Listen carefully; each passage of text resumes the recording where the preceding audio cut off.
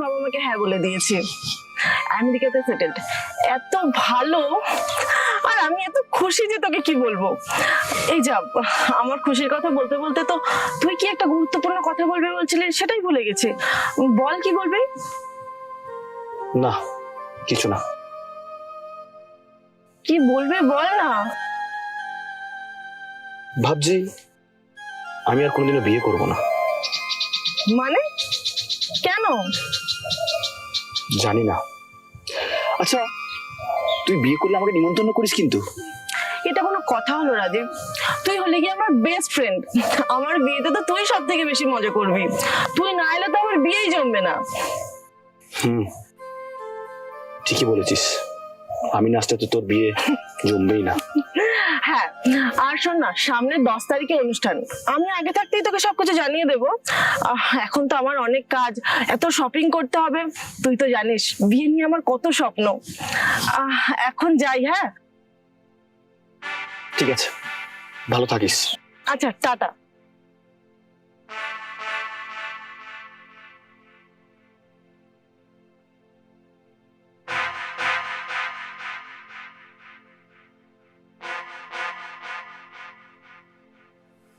রাজীব, তুই কিন্তু মিতালিকে সব বলে দিলেই পারতিস।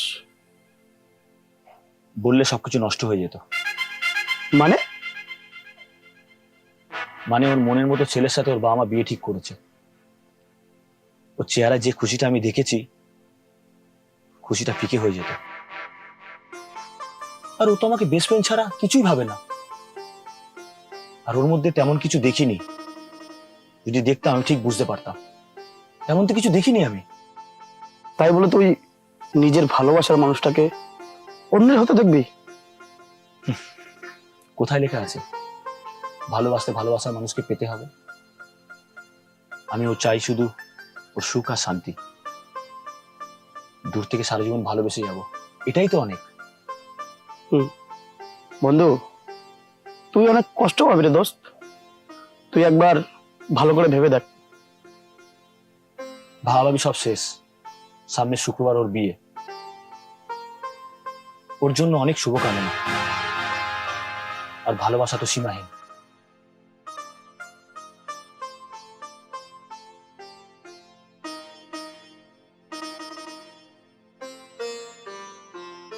চিনতে পারছো? চিনতে পারবো না? যে মানুষটা সারাদিন আমার ভুল ধরতো আর নিজের মতন করে শাসন করত, তাকে ভুলি কি করে? সবই মনে আছে দেখছি। কেমন আছো? আর চেহারার কি অবস্থা করেছো তুমি? আমি আছি আমার ভাগ্য নিয়ে। তোমাকে দেখে তো ঠিক স্বাভাবিক মনে হচ্ছে না। বাদ দাও ওসব কথা। তুমি তো আমার বিয়েতে এলে না। আমি খুব কষ্ট পেয়েছিলাম। তোমাকে কত কল SMS করেছি, রিসিভ করোনি। আমাকে একটা উইশ পর্যন্ত করলে না। আসেনি, আসার সাহস পাইনি। তখন বুঝতাম না, তাই খুব রাগ অভিমান হয়েছিল। তারপরে যখন সবকিছু জানতে পারলাম, তখন এত আফসোস হয়েছিল যে। তোমার সংসার কেমন চলছে? আর তোমার পুরো পৃথিবী ঘোরাটা হলো? আর পৃথিবী ঘোরা, আমার বিয়ের পর থেকে আজ অব্দি আমার হাজবেন্ড একদিনের জন্য আমাকে অনুভব করায়নি যে সে আমাকে ভালোবাসে। প্রতিদিন মদ খেয়ে এসে আমার গায়ে হাত তুলতো। আমার জন্য তার কোনো সময়ই নেই। আর ওই আমেরিকায় থাকার ব্যাপারটা পুরোটাই মিথ্যে ছিল। আমার সাথে প্রতারণা হয়েছে বলতে পারো। হাজবেন্ডের জায়গায় এই 2 বছর আমি প্রতিদিন একটা জানোয়ারকে দেখতে পেয়েছি। এই 2 বছর যে আমার কিরকম কেটেছে তা আমার নিজেরও ভাবতে ভয় করে। আমার তো বিশ্বাসই হচ্ছে না তুমি এতটা কষ্ট পেয়েছো। এমন তো হওয়ার কথা ছিল না। তোমার সাথে অনেকবার যোগাযোগ করার চেষ্টা করেছি, কিন্তু তুমি ফোন নাম্বার থেকে শুরু করে সবকিছুই বদলে ফেলেছো। তাই আর যোগাযোগ করতে পারিনি। তারপরে যখন জানতে পারলাম এত বড় একটা সত্যি, সেটা কি?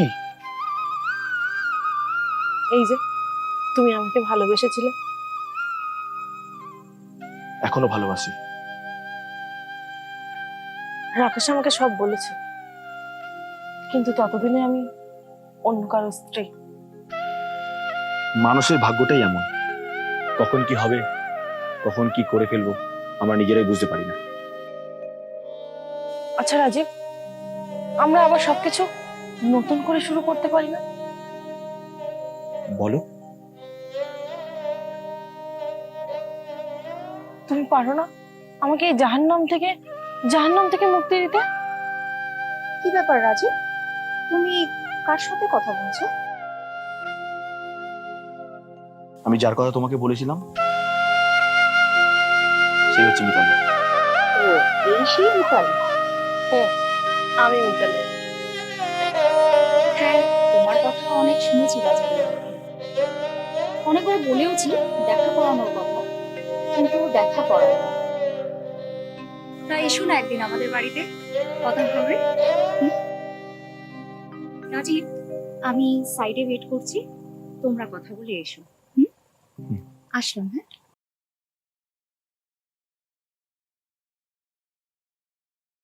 তুমি যে বলেছিলে তুমি কখনো বিয়ে করবে না,